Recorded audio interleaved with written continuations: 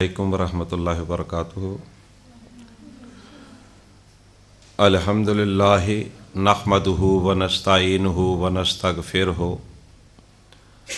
ونؤمن بہ ونتوکل علیہ ونعوذ باللہ من شرور انفسنا ومن سیئات اعمالنا من یہدہ اللہ فلا مضل لہ ومن یضللہ فلا ہادی لہ وَأَشْهَدُ أَن لَّا إِلَٰهَ إِلَّا اللَّهُ وَحْدَهُ لَا شَرِيكَ لَهُ وَأَشْهَدُ أَنَّ مُحَمَّدًا عَبْدُهُ وَرَسُولُهُ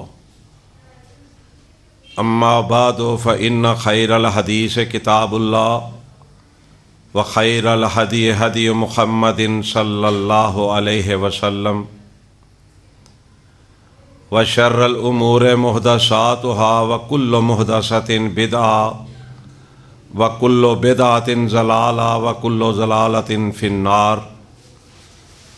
إِنَّ اللَّهَ وَمَلَائِكَتَهُ يُصَلُّونَ عَلَى النَّبِيِّ يَا أَيُّهَا الَّذِينَ آمَنُوا صَلُّوا عَلَيْهِ وَسَلِّمُوا تَسْلِيمًا۔ اللهم صل على محمد وعلى آل محمد كما صليت على إبراهيم وعلى آل إبراهيم إنك حميد مجيد۔ اللهم بارك على محمد وعلى آل محمد كما باركت على إبراهيم وعلى آل إبراهيم إنك حميد مجيد۔ رب اشرح لي صدري ويسر لي أمري واحلل عقدۃ من لسانی یفقہوا قولی۔ اعوذ باللہ السمیع العلیم من الشیطان الرجیم، بسم اللہ الرحمن الرحیم۔ یاسین والقرآن الحکیم انک لمن المرسلین علی صراط مستقیم۔ صدق اللہ مولانا العظیم۔ ہر قسم کی حمد و ثنا اللہ رب العزت کے لیے ہے، جو سارے جہان کا مالک ہے، خالق ہے، رازق ہے، جس نے اس سارے جہان کو پیدا کیا ہے اور جو سارے جہان کو چلا رہا ہے۔ ان گنت لاتعداد درود و سلام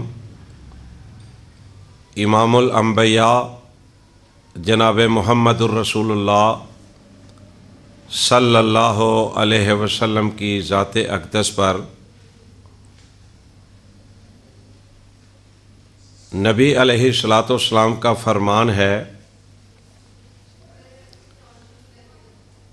کہ جب اللہ اور اللہ کے رسول کی بات ہو رہی ہو، کرنے والا بھی اور سننے والا بھی بڑی توجہ سے کر رہا ہو اور سن رہا ہو، تو اس کا فائدہ یہ ہوگا کہ قیامت والے دن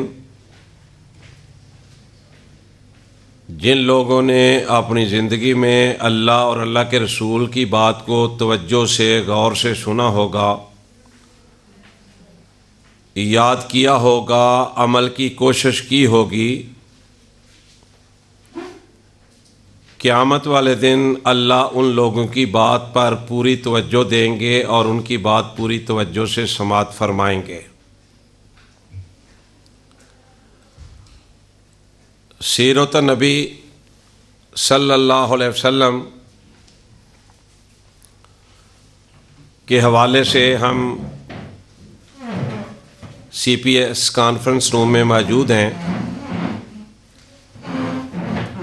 اللہ کا لاکھ لاکھ شکر ہے کہ اللہ نے یہ موقع مجھے اور آپ کو فراہم کیا۔ رسول اللہ صلی اللہ علیہ وسلم کا یہ بھی فرمان ہے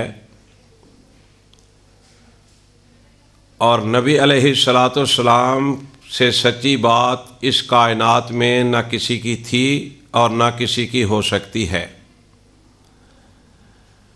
کیونکہ نبی علیہ الصلاۃ والسلام کی بات کی گواہی رب نے دی ہے اور رب کے قرآن نے دی ہے۔ فرمایا وما ینطق عن الہویٰ ان ہوا الا وحی یوحیٰ۔ مالک کائنات نے فرمایا کہ میرا نبی، میرا پیغمبر، میرا محبوب صلی اللہ علیہ وسلم ہماری مرضی کے خلاف نہ بولتا ہے نہ کوئی بات کہتا ہے۔ ہماری مرضی سے ہماری بات ہوتی ہے جو ہمارا نبی لوگوں کو بیان کرتا ہے، لوگوں کے سامنے بات کرتا ہے۔ تو رسول اللہ صلی اللہ علیہ وسلم نے فرمایا کہ جس مقام پر وہ چاہے کوئی گاؤں، دور کا گاؤں ہو، اس کا علاقہ ہو، چاہے وہ چھوٹا شہر ہو، چاہے وہ بڑا شہر ہو، چاہے وہ کسی غریب کا گھر ہو، چاہے وہ کسی امیر کا گھر ہو، چاہے وہ مسجد ہو، اللہ کا گھر ہو،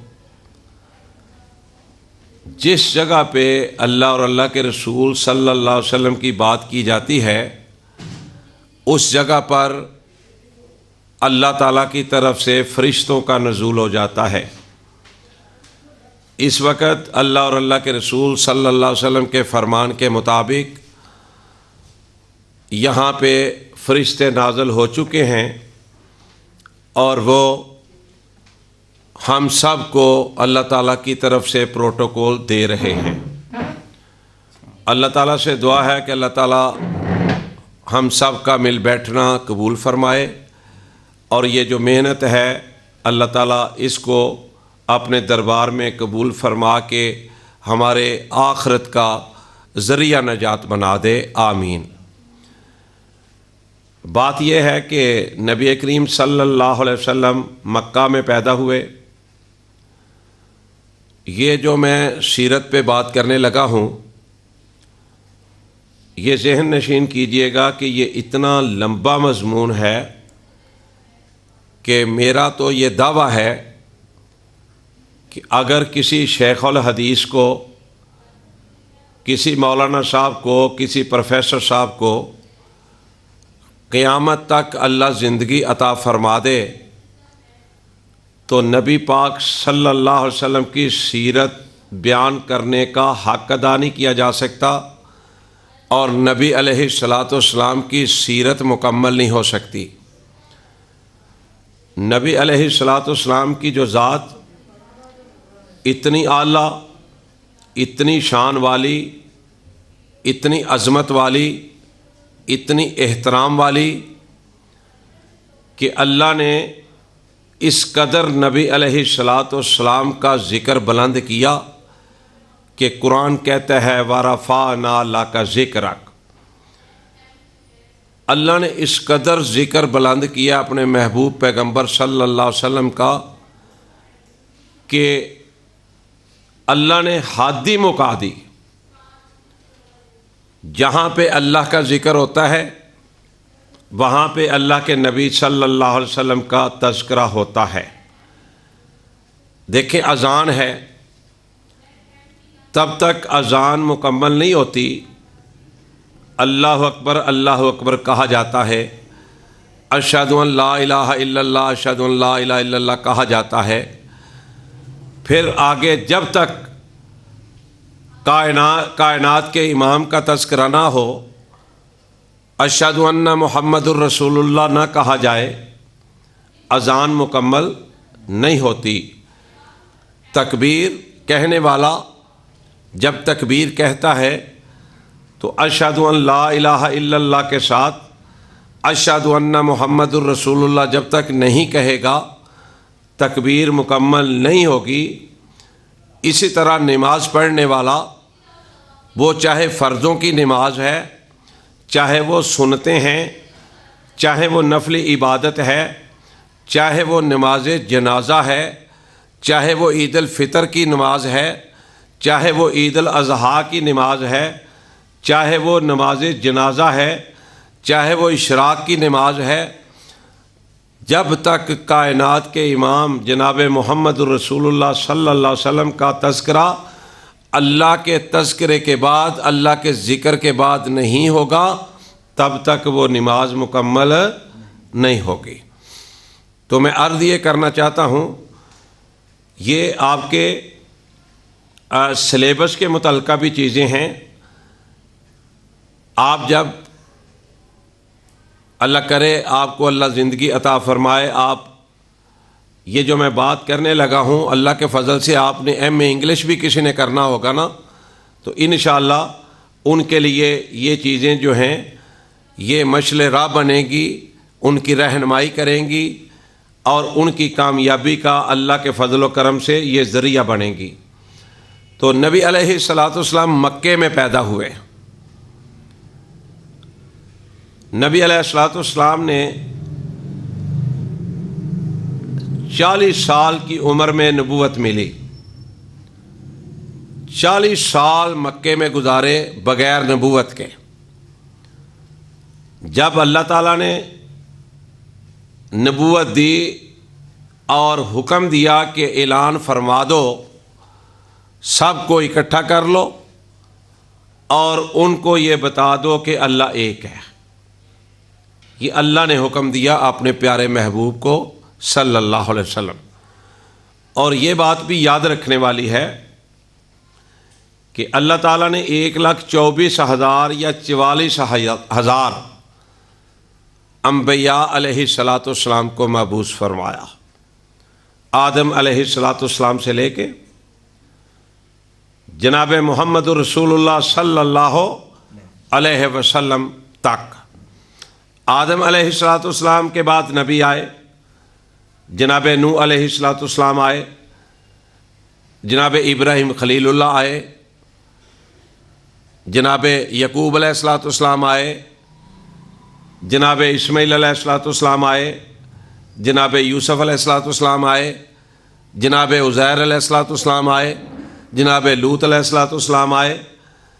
اس طرح نبیوں کا سلسلہ چلتا رہا۔ جناب عیسیٰ علیہ الصلاۃ والسلام بھی آئے، جناب موسیٰ علیہ الصلاۃ والسلام بھی آئے۔ یہ سلسلہ چلتا رہا۔ اور ایک بات اور آپ نے نوٹ کرنی ہے کہ اس دوران ایک وقت ایسا بھی ہوتا تھا کہ ایک وقت میں ایک سے زیادہ نبی موجود ہوتے تھے۔ اس محلے کا علیحدہ نبی، اس علاقے کا علیحدہ نبی، اس علاقے کا علیحدہ نبی، یہ بھی تھا۔ اس طرح بھی انبیاء جو تھے نا وہ آئے، اللہ نے مبعوث فرمائے۔ لیکن جب کائنات کے امام جناب محمد رسول اللہ صلی اللہ علیہ وسلم آ گئے، یہ بڑی اہم بات ہے، یہ ہمارے ایمان کی سب سے اہم بات ہے کہ جب رسول اللہ صلی اللہ علیہ وسلم تشریف لائے، اللہ تعالیٰ نے نبوت کے دروازے کو بند کر دیا۔ پہلے انبیاء آتے رہے، ایک کے بعد دوسرے، دوسرے کے بعد تیسرے، تیسرے کے بعد چوتھے۔ لیکن جب نبی صلی اللہ علیہ وسلم تشریف لے آئے، اللہ احکم الحاکمین نے نبوت کے دروازے بند کر دیے۔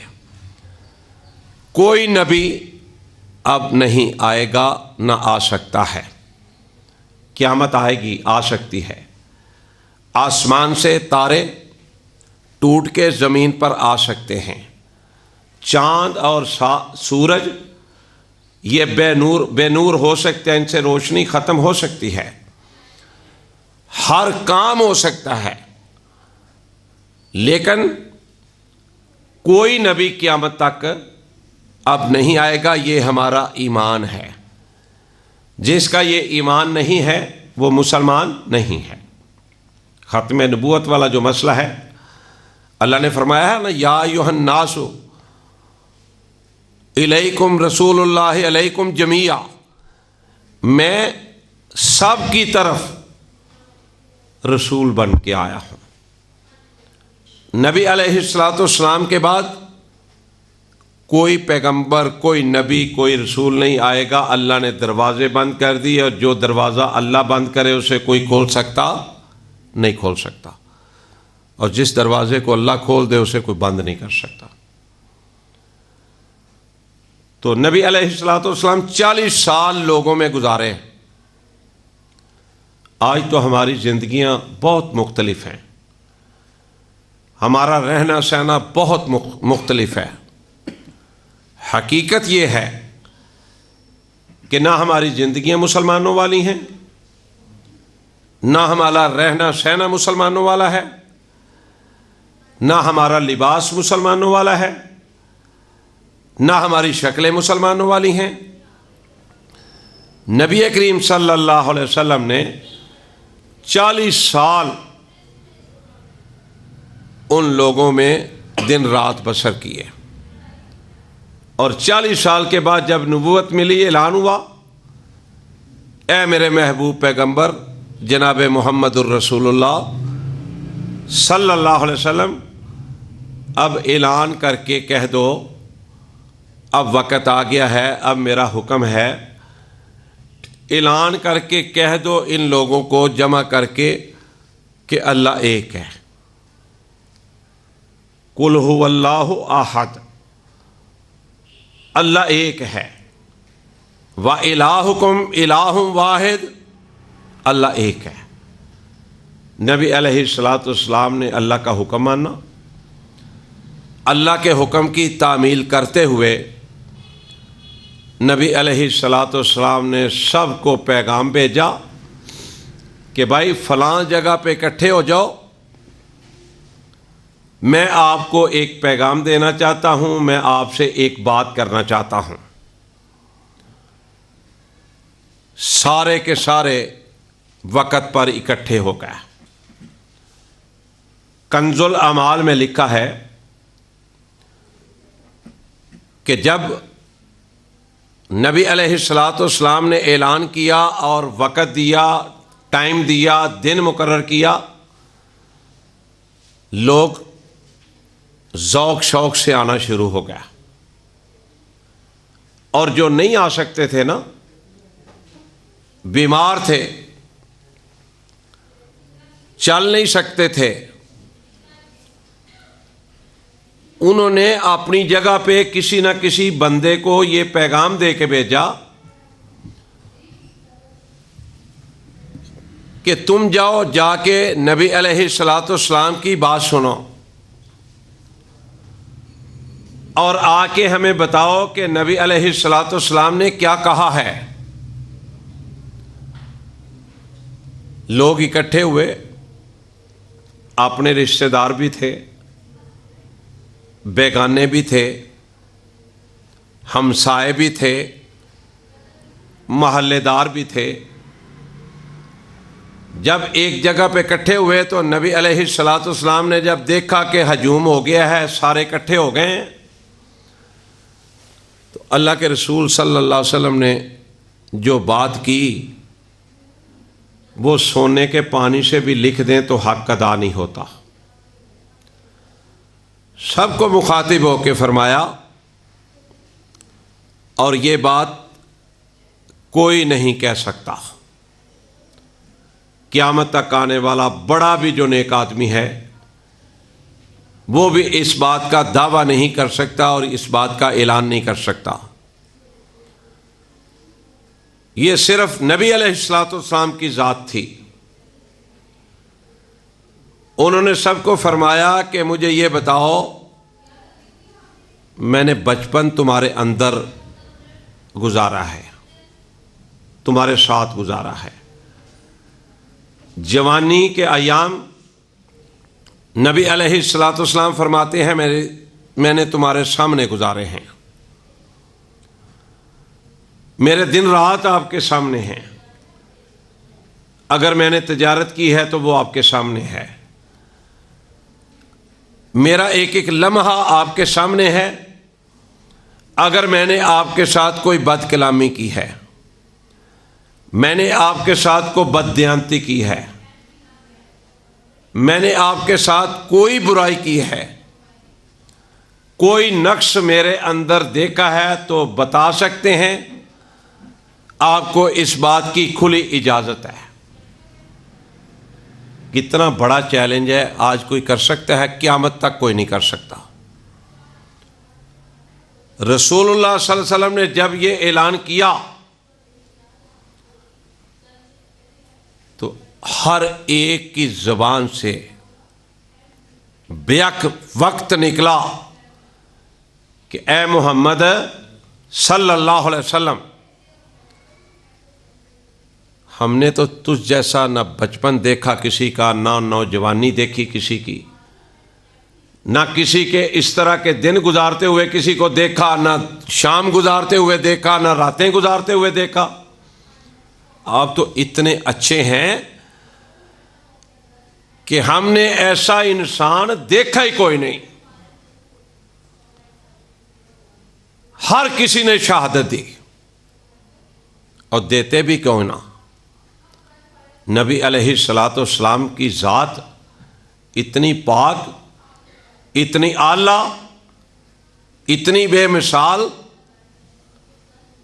کہ اللہ نے اس جیسا نہ کوئی پیدا کیا، نہ اللہ کرے گا۔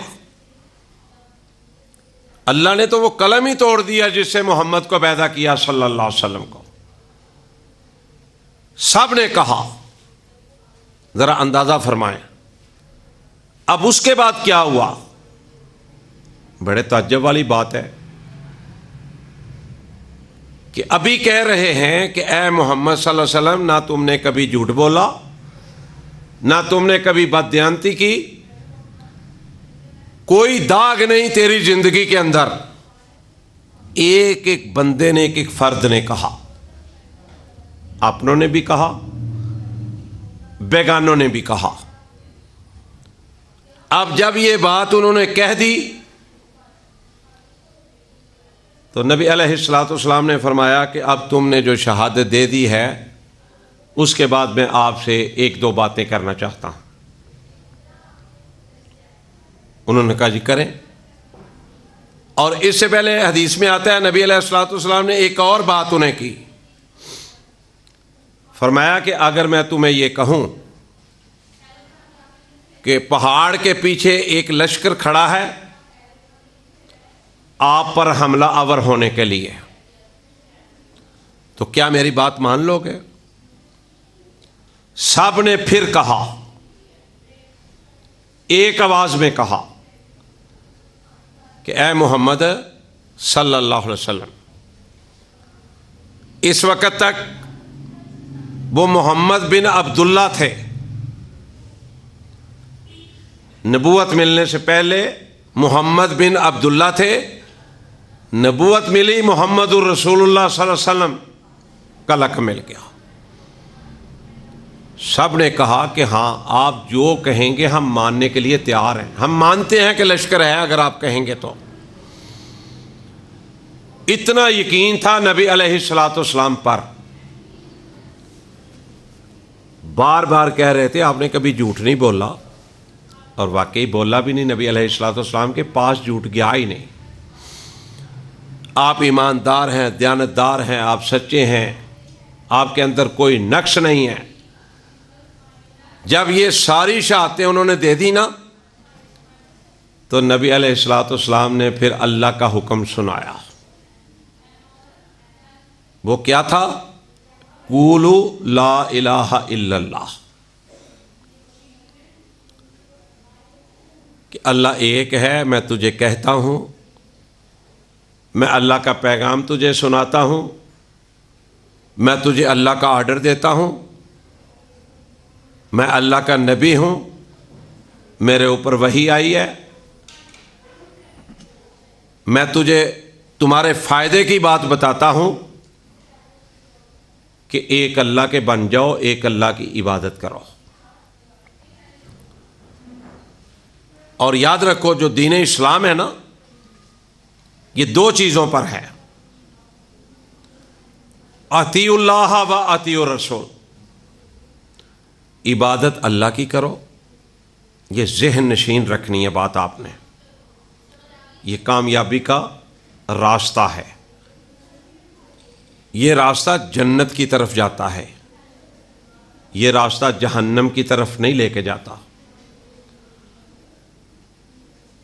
عبادت اللہ کی کرنی ہے، اور اطاعت کے لائق اگر کوئی ہے تو وہ پیارے پیغمبر جناب محمد رسول اللہ صلی اللہ علیہ وسلم کی ذات ہے، اور کوئی معیار شریعت نہیں ہے۔ قرآن اللہ کی کتاب ہے، سچی کتاب ہے، اور اس کو اللہ نے اپنے محبوب پیغمبر پر نازل فرمایا ہے، اور یہ وہی کتاب ہے جس کے بارے میں شروع سے ہی اللہ کو پتا تھا کچھ لوگ معاذ اللہ تنقید کریں گے قرآن پاک پہ بھی۔ استغفر اللہ استغفر اللہ۔ اللہ کو یہ بھی پتا تھا کچھ لوگ میرے پر بھی تنقید کریں گے۔ اللہ کو یہ بھی معلوم تھا کہ میرے نبی علیہ الصلوۃ والسلام کی بھی لوگ مخالفت کریں گے۔ جب کوئی حق کی بات کرتا ہے نا، کوئی برداشت نہیں کرتا۔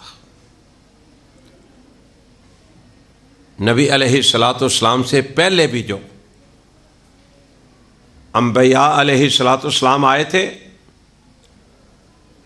نوح علیہ الصلوۃ والسلام نے 950 سال دعوت دی تھی توحید کی۔ کیا قصور تھا؟ صرف یہ کہا تھا کہ اللہ کی عبادت کرو۔ اس سے اچھی کوئی بات ہی نہیں ہے، اس سے سچی کوئی بات ہی نہیں ہے، اس سے خوبصورت کوئی بات ہی نہیں ہے، اس سے کامیابی والی کوئی اور بات ہی نہیں ہے۔ تو نوح علیہ الصلوۃ والسلام کو لوگوں نے اتنے پتھر مارے تھے ایک موقع پہ کہ دب گئے تھے نوح علیہ الصلوۃ والسلام۔ جس طرح کسی چیز کو فرض کر لیں، ایک بانس ہے، اس کو کھڑا کر کے مٹی ڈال دی جائے اس کو کھڑا کرنے کے لیے، تو نوح علیہ الصلوۃ والسلام کو اتنے پتھر مارے تھے ان بددیانتوں نے کہ یہاں تک وہ پتھروں میں پھنس گئے تھے، گر گئے تھے۔ قصور کیا تھا؟ کہ صرف لا الہ الا اللہ، اللہ کی عبادت کرو۔ یہ جو لا الہ الا اللہ ہے نا، یہ آدم علیہ الصلوۃ والسلام سے لے کے دعوت جاری ہے۔ آدم علیہ الصلوۃ والسلام کا کلمہ بھی لا الہ الا اللہ تھا، نوح علیہ الصلوۃ والسلام کا کلمہ بھی لا الہ الا اللہ تھا۔ تمام انبیاء کا پہلا جو لفظ تھے نا کلمے کے، وہ لا الہ الا اللہ۔ موسیٰ کلیم اللہ، لا الہ الا اللہ، عیسیٰ کلیم اللہ۔ یہ شروع سے دعوت ہے کہ اللہ کی عبادت کرو، اللہ کے علاوہ کسی کی عبادت جائز نہیں۔ جب نبی علیہ الصلوۃ والسلام نے یہ فرما دیا کہ بھائی تم نے مجھے امین کہا ہے، صادق کہا ہے،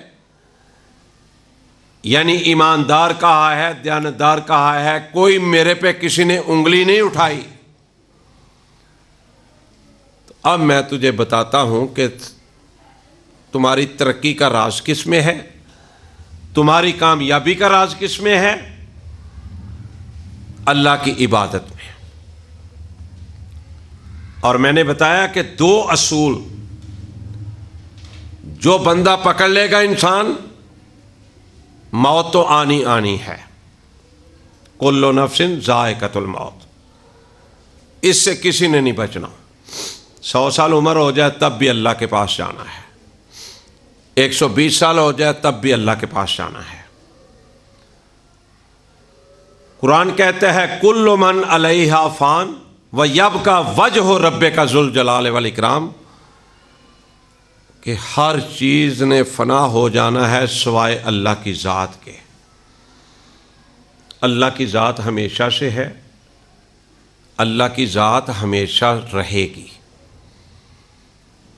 اللہ کو تو اونگ بھی نہیں آتی، نیند بھی نہیں آتی۔ اللہ لا الہ الا هو الحی القیوم لا تأخذہ سنۃ ولا نوم۔ اللہ کی ذات ہمیشہ سے ہے اور ہمیشہ رہنے والی ہے، باقی ہر چیز ختم ہو جائے گی۔ حتیٰ کہ موت جو ہے اس کو بھی ذبح کر دیا جائے گا قیامت والے دن.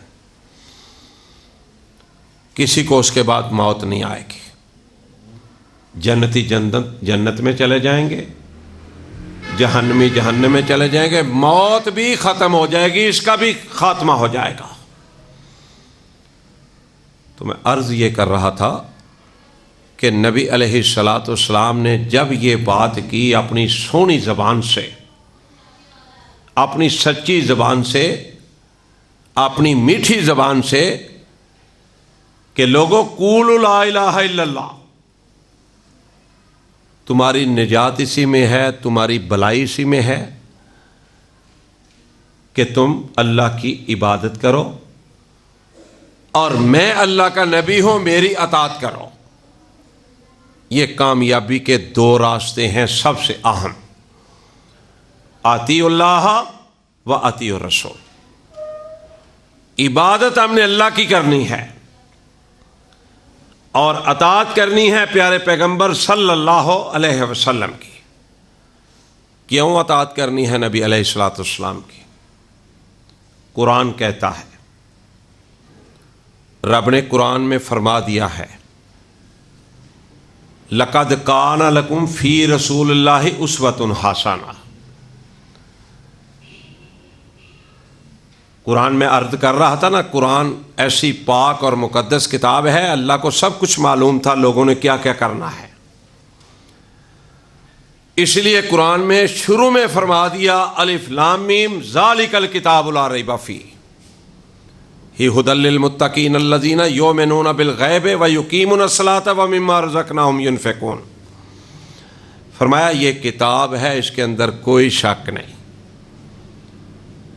کوئی شک شبے والی بات نہیں. اور یہ متقین جو پرہیزگار ہیں، الف لام میم ذالک الکتاب لا ریب فیہ ھدی للمتقین الذین یؤمنون بالغیب وَيُقِيمُونَ الصَّلَاةَ وَمِمَّا رَزَقْنَاهُمْ يُنْفِقُونَ. یہ کتاب ہدایت یافتہ لوگوں کے لیے ہے، جو اللہ کی عبادت کرتے ہیں ان کو یہ فائدہ پہنچاتی ہے. ایک ایک لفظ کی 10 نیکیاں ملتی ہیں، اور اللہ چاہے تو ایک ایک لفظ کی 70 اور 70,000 بھی بنا سکتا ہے، اس کو کوئی پوچھنے والا نہیں ہے. آپ گھر سے نکلیں، سکول آتے ہوئے سبحان اللہ پڑھا کریں، اللہ اکبر پڑھا کریں، الحمدللہ پڑھا کریں، لا حول ولا قوت الا باللہ العظیم. یہ جنت کے خزانوں میں سے ایک خزانہ ہے. آپ واپس جائیں،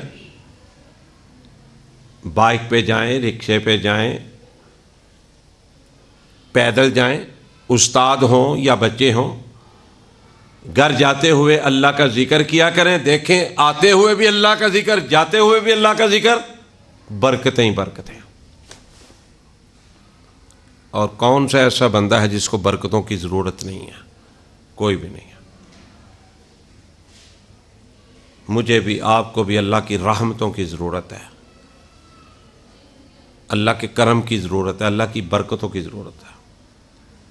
پھر یہی قرآن مجید ہے جس کے بارے میں اللہ نے ایک اور بات کہی ہے. تو رات بھی اللہ نے نازل فرمائی، اللہ کی کتاب تھی. انجیل بھی اللہ کی کتاب، زبور بھی اللہ کی کتاب، صحیفے بھی اللہ نے اتارے کائنات کے رب نے. لیکن ان کے بارے میں یہ نہیں کہا جو قرآن مجید کے بارے میں کہا ہے. فرمایا انا نحن نزلنا الذکر و انا لہ لحافظون. میرے مالک نے بہت بڑی بات کہہ دی. فرمایا کائنات کے اندر زندگیاں بسر کرنے والوں، قیامت تک آنے والوں، سن لو، اے میرے پیغمبر اعلان کر دو. اللہ جی کیا اعلان کرنا ہے؟ فرمایا میرے محبوب پیغمبر کہہ دو انا نحن نزلنا الذکر و انا لہ لحافظون. کہہ دو لوگوں کو، قیامت تک آنے والے لوگوں کو پیغام دے دو کہ یہ قرآن ہمارا ذکر ہے، ہم نے اسے اتارا ہے، اور فرمایا اس کی حفاظت کرنے والے بھی ہم ہیں۔ اور آپ ذرا غور کیجئے گا، غور کرنے سے ہمیں بات کا ذرا بہت اچھی طرح پتہ چل جاتا ہے۔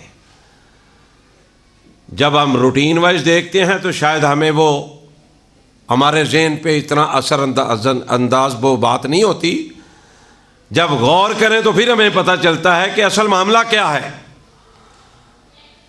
اللہ نے کہا یہ میرا ذکر ہے، میں نے نازل فرمایا ہے، اور اس کی حفاظت کرنے والا بھی میں ہوں۔ تو رات آپ کو اس وقت مکمل صحیح نہیں مل سکتی، زبور نہیں مل سکتی، انجیل نہیں مل سکتی، صحیفے صحیح حالت میں نہیں مل سکتے، لوگوں نے تبدیلیاں کر دی ہوئی ہیں۔ لیکن قرآن پاک ایک واحد ایسی کتاب ہے، قیامت تک کوئی تبدیلی کرنا چاہے بھی تو نہیں کر سکتا۔ اللہ اس کی حفاظت فرما رہے ہیں۔ کتنے حافظ ہیں آپ کے محلوں میں، آپ کے علاقوں میں، آپ کی مسجدوں میں، آپ کے رشتہ داروں میں؟ چھوٹے چھوٹے بچے ہیں، اللہ کے فضل سے 10 سال کا، 12 سال کا، 15 سال کا، ان کے سینوں میں قرآن ہے۔ اگر قرآن کے نسخے نعوذ باللہ استغفر اللہ کہیں ختم بھی ہو جائیں، اللہ نہ کرے، حافظوں کے سینوں میں جو قرآن ہے وہ کون ختم کر سکتا ہے؟ دنیا کی کوئی طاقت ختم نہیں کر سکتی۔ اس قرآن پاک کے اندر اللہ نے فرمایا لَقَدْ كَانَ لَكُمْ فِي رَسُولِ اللَّهِ أُسْوَةٌ حَسَنَةٌ۔ یہ کسی اور کے بارے میں نہیں فرمایا، کسی امام کے بارے میں نہیں فرمایا۔ سارے امام ہمارے لیے قابل عزت، قابل احترام، ہمارے سر کا تاج ہیں۔ ہم جب ان کا نام، جو دنیا سے چلے گئے، جب ان کا نام لیتے ہیں تو ساتھ کہتے ہیں رحمت اللہ علیہ، ان کا ادب کرتے ہیں، ان کا احترام کرتے ہیں، ان کے لیے دعا کرتے ہیں، اللہ یہ جو بزرگ چلے گئے دنیا سے، اللہ ان پر کروڑوں رحمت نازل فرما دے۔ اور جو ہیں اللہ کے نیک بندے، جب ہم ان کا نام لیتے ہیں تو ہم کہتے ہیں حافظہ اللہ، اے اللہ ان کی حفاظت فرما۔ یہ عزت ہے، یہ احترام ہے۔ لیکن یہ سر جو ہے یہ اللہ نے دیا ہے، یہ سارا جسم، یہ قیام کرے گا تو صرف اللہ کے سامنے، رکوع کرے گا تو صرف اللہ کے سامنے، سجدہ کرے گا صرف کائنات کے رب کے سامنے۔ یہ کٹ سکتا ہے، ہم مر سکتے ہیں، ہمارے جسم کا کیما بنایا جا سکتا ہے، لیکن اللہ کے فضل سے یہ ہمارا جو سر ہے یہ اللہ کے علاوہ کسی کے سامنے نہیں جھک سکتا۔ یہ عزم ہونا چاہیے ہر مسلمان کا۔ نبی علیہ الصلوۃ والسلام کائنات میں سب سے اعلیٰ، انبیاء سے اعلیٰ، ساری مخلوق سے اعلیٰ۔ دیکھو نا، کنز الاعمال میں یہ بات بھی لکھی ہوئی ہے۔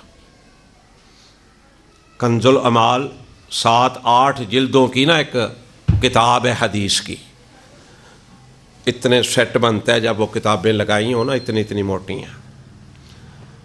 اس کے اندر لکھا ہوا ہے کہ کائنات کے رب نے جبریل علیہ الصلوۃ والسلام کو طلب فرمایا، آئے جی اللہ حکم کیا ہے؟ فرمایا جبریل میں ساری کائنات، اپنی جتنے بھی انسان میں نے پیدا کرنے ہیں نا، میں نے سارے آپ کو دکھانے ہیں۔ اس میں انبیاء بھی تھے، صحابہ بھی تھے، نیک لوگ بھی تھے، بد لوگ بھی تھے، علماء بھی تھے، مقتدی بھی تھے۔ قیامت تک جو بھی اللہ نے جس بندے کو، انسان کو دنیا میں بھیجنا ہے نا، سارے کے سامنے جبریل علیہ الصلوۃ والسلام کے سامنے کر دیا۔ اللہ کے لیے کوئی مشکل کام نہیں ہے۔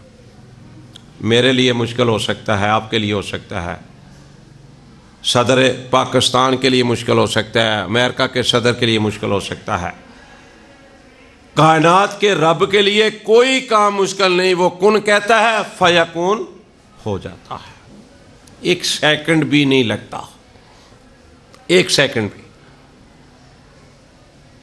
جبریل علیہ السلام عرض کرتے ہیں سونے ربا جس طرح آپ کی مرضی ہے، آپ کا حکم ہے، ساری کائنات کو ان کے سامنے کر دیا گیا۔ آپ یہ سوچتے ہوں گے کہ اتنے لوگ کیسے انہوں نے دیکھے ہوں گے۔ اللہ کے لیے کوئی مشکل نہیں، جو دکھانا چاہے، جو کرنا چاہے۔ جس طرح یہ سورج نکلتا ہے ایک آدمی دیکھتا ہے، چاند نکلتا ہے رات کو ایک آدمی دیکھتا ہے، سب کو نظر آتا ہے سورج نکلا، چاند نکلا۔ جبریل علیہ السلام کنز الاعمال میں یہ بات موجود ہے کہ جب واپس آئے دیکھ کے اللہ کے دربار میں، کائنات کے رب سب کچھ جانتے ہیں، سب علم ہے، ہر چیز سے باخبر ہیں، کوئی چیز ان سے چھپی نہیں، لیکن مرضی کے مالک ہیں، جیسے چاہتے ہیں وہ اس طرح کرتے ہیں۔ کوئی پوچھنے والا تو ہے نہیں، کوئی مشورہ دینے والا ہے نہیں، مشورے کی ضرورت کوئی نہیں۔ پوچھا جبریل کیا دیکھ کے آئے ہو؟ جبریل علیہ السلام یہ فرشتوں کے سردار ہیں، جس طرح نبی علیہ السلام نبیوں کے سردار ہیں، کائنات کے امام ہیں، جبریل علیہ السلام سارے فرشتوں کے سردار ہیں۔ اللہ نے پوچھا کہ جبریل یہ بتاؤ کہ کیا دیکھ کے آئے ہو؟ کنز الاعمال میں لکھا ہے جبریل علیہ السلام عرض کرتے ہیں سونے ربا میں نے مشرق بھی دیکھا، میں نے مغرب بھی دیکھا، میں نے شمال بھی دیکھا، میں نے جنوب بھی دیکھا، کائنات کا چپا چپا میں نے چھان مارا، میں نے ایک ایک فرد کو دیکھا۔ میرے مالک جس طرح کا تو نے محمد کو پیدا کیا ہے نا صلی اللہ علیہ وسلم، اور کوئی نظر ہی نہیں آیا۔ اور نظر کہاں سے آئے؟ نظر کوئی بنایا ہی نہیں اللہ نے، اس طرح کا نظر کہاں سے آئے؟ اللہ نے اتنا سونا بنایا، اتنی خوبصورت بنایا، اتنا سیرت والا بنایا، اتنی شان عظمت والا بنایا محمد رسول اللہ صلی اللہ علیہ وسلم کو کہ کوئی مقابلہ کر سکتا نہیں۔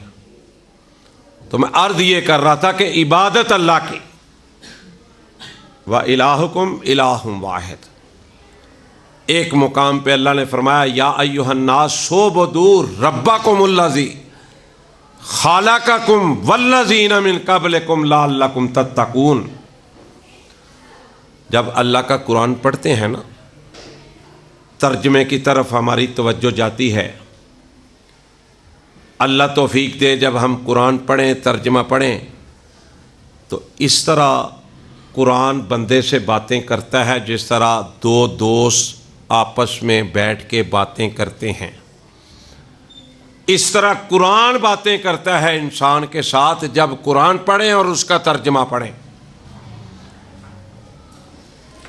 تو کائنات کے رب نے کہا کہ لَقَدْ كَانَ لَكُمْ فِي رَسُولِ اللَّهِ أُسْوَةٌ حَسَنَةٌ، تمہارے لیے اگر کوئی ذات نمونہ ہے تو وہ نبی علیہ السلام کی ہے، اور کوئی ذات تمہارے لیے نمونہ نہیں۔ اب آ جائیں اگلی بات میں ایک آپ کو بتاؤں کہ انبیاء کی جماعت کے بعد 1,44,000 انبیاء کی جماعت کے بعد اگر کسی کا اس کائنات میں مقام ہے انبیاء کے بعد، یہ نوٹ کر لینا، آدم علیہ السلام سے لے کے محمد الرسول اللہ صلی اللہ علیہ وسلم کے بعد اگر کسی کا مقام ہے تو وہ حضرت ابو بکر صدیق کا ہے رضی اللہ تعالیٰ عنہ۔ یہ فیصلہ کسی زمین والوں کا نہیں ہے، یہ اللہ کا فیصلہ ہے۔ انبیاء کے بعد اگر کسی کا کوئی مقام ہے تو حضرت ابو بکر صدیق کا ہے رضی اللہ تعالی عنہ۔ حضرت ابو بکر صدیق کے بارے میں نبی علیہ الصلوۃ والسلام نے پتہ ہے کیا فرمایا؟ اتنی شان، اتنی عظمت۔ نبی علیہ الصلوۃ والسلام نے فرمایا میں نے زندگی میں جتنے صحابہ تھے نا جنہوں نے میرے ساتھ نیکیاں کی، پیسہ خرچ کیا، میرا ساتھ دیا، دین کی اشاعت کے لیے میرے ساتھ کندھے سے کندھا ملا کے چلے، میں نے سب کے احسانوں کا بدلہ دے دیا ہے، لیکن حضرت ابو بکر صدیق رضی اللہ تعالی عنہ کے احسانوں کا بدلہ میں نہیں دے سکا، ان کے احسانوں کا بدلہ اللہ تعالیٰ دیں گے۔ کتنی بڑی عزت ہے، کتنا بڑا مقام ہے۔ اور حضرت ابو بکر صدیق کے بارے میں سیاہ ستہ کی حدیث کی کتابوں میں، سیاہ ستہ کا مطلب ہوتا ہے حدیث کی ساری کتابوں میں ہے، صحیح بخاری بھی ہے، صحیح مسلم بھی ہے، امام موطا مالک بھی ہے، حدیث کی ساری کتابیں۔ حضرت ابو بکر صدیق کے بارے میں نبی علیہ الصلوۃ والسلام کا فرمان ہے، حضرت ابو ہریرہ رضی اللہ تعالیٰ عنہ راوی ہیں اس حدیث کے، فرماتے ہیں کہ نبی علیہ الصلوۃ والسلام نے فرمایا ہے کہ جنت کے 8 دروازے ہیں، اور قیامت والے دن حضرت ابو بکر صدیق رضی اللہ تعالیٰ عنہ واحد انسان ہوں گے جن کو 8 دروازے پکاریں گے۔ ایک دروازہ کہے گا میرے ابو بکر میرے دروازے سے داخل ہو جاؤ، دوسرا دروازہ کہے گا ابو بکر میرے دروازے سے داخل ہو جاؤ۔ اتنی عظمت، اتنا مقام۔ اب دوسرا نمبر حضرت عمر فاروق کا رضی اللہ تعالی عنہ۔ انہوں نے جب اسلام قبول کیا تو نبی علیہ الصلوۃ والسلام نے جو ایک فکرہ بولا تھا، باقی ان کی عظمتیں، ان کی شانیں الگ ہیں۔ جب اسلام کو قبول کیا نبی علیہ الصلوۃ والسلام نے فرمایا تھا عمر نے اسلام قبول کر لیا ہے، عمر کے اسلام قبول کرنے سے اسلام کو تقویت ملے گی، اسلام مضبوط ہوگا۔ آپ اندازہ فرمائیں کتنا بڑا اعزاز ہے ان لفظوں میں کہ نبی کریم صلی اللہ علیہ وسلم اپنے دوست کے بارے میں کہہ رہے ہیں، حضرت عمر کے بارے میں کہہ رہے ہیں کہ اس نے اسلام قبول کر لیا ہے، اسلام مضبوط ہو جائے گا، اس کو تقویت ملے گی۔ اور یہاں ایک اصلاحی پہلو پہ بات کر جاؤں، سبق دے جاؤں ایک، اپنے آپ کو بھی، اساتذہ کو بھی اور آپ کو بھی۔ یہاں تو لوگ ایک دوسرے سے حسد کر رہے ہیں، بغض رکھتے ہیں ایک دوسرے کے بارے میں، رشتہ دار رشتہ داروں کے بارے میں، دوست دوست کے بارے میں، کاروباری آدمی آپس میں، مولوی مولویوں سے بغض رکھتے ہیں۔ نبی علیہ الصلوۃ والسلام اپنے یاروں کی عزت کیا کرتے تھے، احترام کیا کرتے تھے، بلکہ اپنوں کی نہیں، وہ تو بیگانوں کی بھی عزت کیا کرتے تھے۔ ہمارے اندر تو یہ، ہم مسلمان ہیں، ہمارے اندر یہ چیز نہیں، ہمارے اندر حسد ہے، بغض ہے، جیلسی ہے۔ کسی کو اللہ مقام دے دے تو ان بے ہدایتوں کو یہ شرم نہیں آتی، یہ خدا کا خوف نہیں آتا کہ یہ سوچیں کہ یہ عزت اور ذلت تو اللہ کے ہاتھ میں ہے، نہ میرے اختیار میں ہے، نہ آپ کے اختیار میں ہے، نہ کسی اور کے اختیار میں ہے، یہ تو اللہ کے ہاتھ میں ہے۔ اور یاد رکھیں اللہ جس کو عزت دینا چاہے، اللہ، کسی اور کا نہیں میں کہہ رہا۔ یہ آج ایک سبق بھی ہے اس پروگرام کے حوالے سے، جس کو اللہ عزت دینا چاہے، وہ میاں سلیم شاہد ہو، وہ آپ کی ذات ہو، وہ کسی اور کی ذات ہو، وہ کسی اور کی ذات ہو، وہ غریب ہو، وہ امیر ہو، وہ گوجرانوالے کا رہنے والا ہو یا کسی اور ملک کا رہنے والا ہو، جس کو اللہ فیصلہ کر لے کہ میں نے اس کو عزت دینی ہے، اس کو ساری کائنات کی طاقتیں اکٹھی ہو کے آ جائیں، اس کو اس کی عزت اس سے چھین نہیں سکتی۔ و تو عز و منتشا و تو ذل و منتشا، اور جس کو اللہ ذلت کی رسوائیوں میں ڈال دے، وہ میری ذات ہو، آپ کی ذات ہو، کسی کی ذات ہو، جس کو اللہ ذلیل کرنے کا فیصلہ کر لے، ساری کائنات بھی مل کے آ جائے، اس کو عزت نہیں دے سکتے۔ یہاں تو لوگوں نے تماشے لگائے ہوئے ہیں۔ بہت سے علماء کرام بڑے بڑے اچھے ہیں، بڑے بڑے عمل والے، بڑے بڑے علم والے، بڑے تقوی والے، بڑے پرہیزگار والے، اور بعض مولوی بیچارے، میں تو ایسے لوگوں کے لیے دعا کرتا ہوں اللہ ان کو ہدایت نصیب فرمائے، وہ بیچارے حسد میں ہی گم رہتے ہیں۔ اور میرے بھائیو، لوگوں کو سٹیج پہ کہتے ہو کہ حسد نہ کرو، یہ گناہ ہے، اور خود حسد کرتے ہو۔ اللہ سے ڈرنا چاہیے، اللہ سے مانگنا چاہیے، اے اللہ اس کو گاڑی دی ہے مجھے بھی دے دو، اے اللہ اس کو بنگلہ دیا ہے مجھے بھی دے دو، اے اللہ اس کو کاروبار دیا ہے مجھے بھی دے دو۔ اللہ اس سے خوش ہوتا ہے، اللہ ناراض نہیں ہوتا، خوش ہوتا ہے، اللہ پھر دیتا ہے۔ اللہ کے خزانوں میں نہ کمی آئی ہے نہ آئے گی۔ تو میں عرض یہ کر رہا تھا کہ رسول اللہ صلی اللہ علیہ وسلم اپنے یاروں کی حوصلہ افزائی کیا کرتے تھے، ان کو عزت دیا کرتے تھے۔ سیرت کی کتابیں اٹھا کے دیکھو، نبی علیہ الصلوۃ والسلام کی ذات وہ ذات تھی کہ جس کا دنیا میں کوئی مقابلہ نہیں۔ اور میں نے عرض کیا نا، وما ينطق عن الهوى ان هو الا وحی یوحی، اللہ کے حکم کے بغیر تو وہ کام ہی کوئی نہیں کرتے تھے، بولتے ہی نہیں تھے۔ اس کے باوجود مجھے اور آپ کو اللہ کے نبی نے سکھلایا، تربیت دی اللہ کے حکم سے۔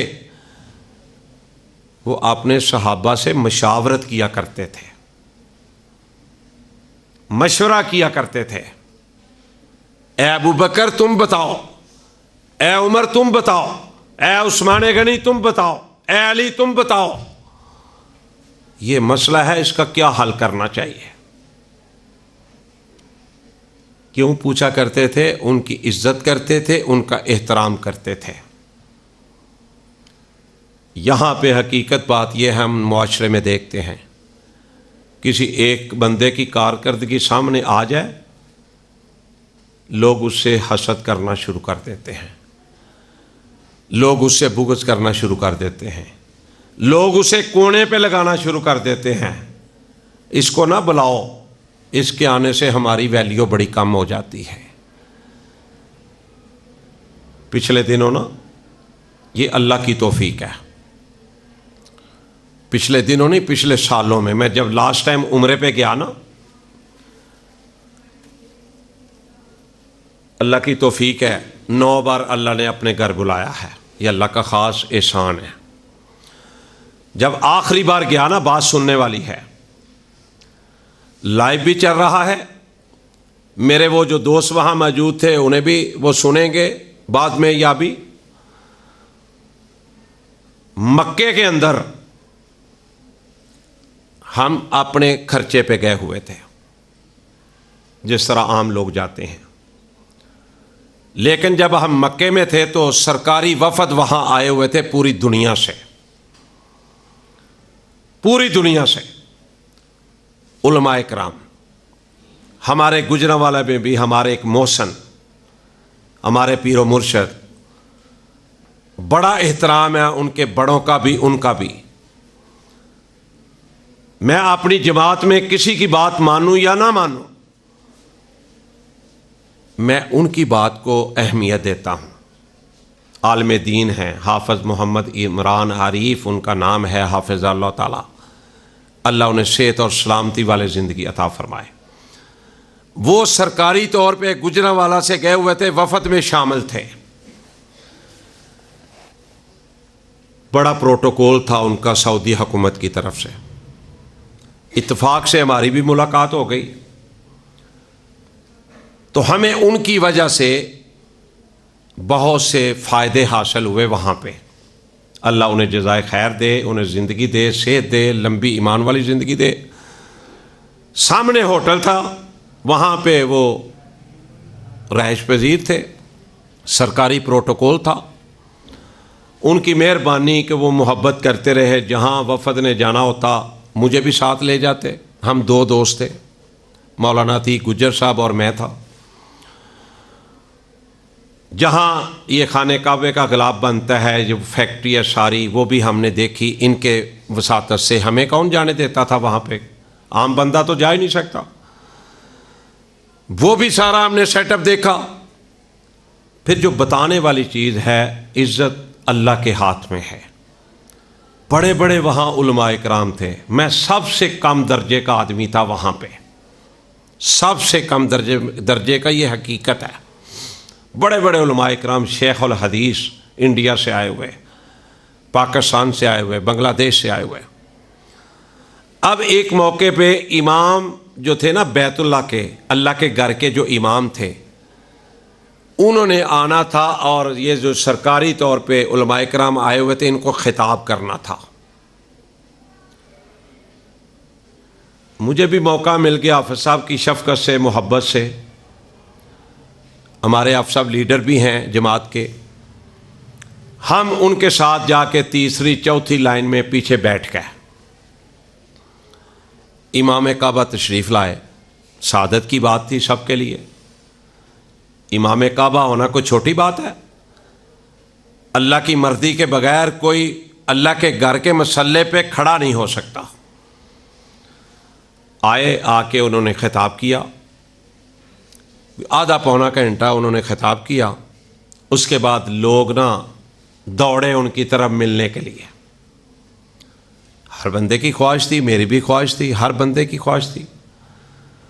میں 2-3 دفعہ آگے ہوا، پھر پیچھے ہو گیا، پھر آگے ہوا، پھر پیچھے ہو گیا، رش بہت زیادہ تھا۔ خیر میں نے کوشش کی، میں تھوڑی دیر کے بعد میں آگے ہو گیا۔ رش تھا اس وقت بھی بہت۔ جب میری باری آئی، امام صاحب سے میں نے ہاتھ ملایا، تو امام صاحب میرا ہاتھ نہیں چھوڑ رہا ہے، پیچھے ابھی لائنیں لگی ہوئی ہیں ملنے والوں کی۔ ایک آدمی میرے پیچھے تھے صاحب، مولانا صاحب، وہ مجھ سے ناراض ہوئے، غصے سے مجھے کہتے ہیں آپ ہاتھ چھوڑ بھی دیں، ہم نے بھی ملنا ہے۔ میں نے اس حضرت صاحب کو بتایا کہ میں نے ان کا ہاتھ نہیں پکڑا ہوا، انہوں نے میرا ہاتھ پکڑا ہوا ہے، وہ نہیں چھوڑ رہا ہے۔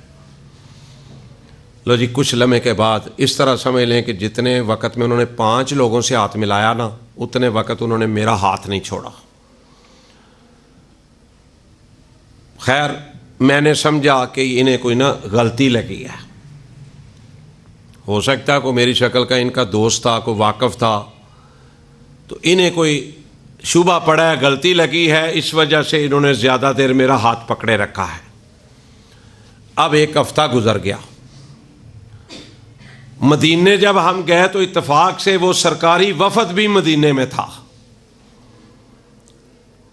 اور مسجد نبوی کے امام وہاں تشریف انہوں نے لانا تھا ہوٹل میں خطاب کرنے کے لیے۔ نبی علیہ الصلوۃ والسلام کی وہ مسجد ہے، نبی علیہ الصلوۃ والسلام کا اس میں روضہ مبارک ہے، وہاں کے امام سے ملنا باعث سعادت تھا۔ ایسے ہی بالکل منظر ہوا کہ جب وہ لوگوں سے مل رہے تھے تقریر کے بعد، تو میں بھی آگے ہوا، اب انہوں نے میرا ہاتھ پکڑا ہے تو ٹائم لگ گیا۔ سیم مجھے لوگ کہتے ہیں چھوڑیں بھی ان کا ہاتھ، ہم نے بھی سلام کرنی ہے۔ میں نے کہا جی میں نے ان کا ہاتھ نہیں پکڑا ہوا، انہوں نے پکڑا ہوا۔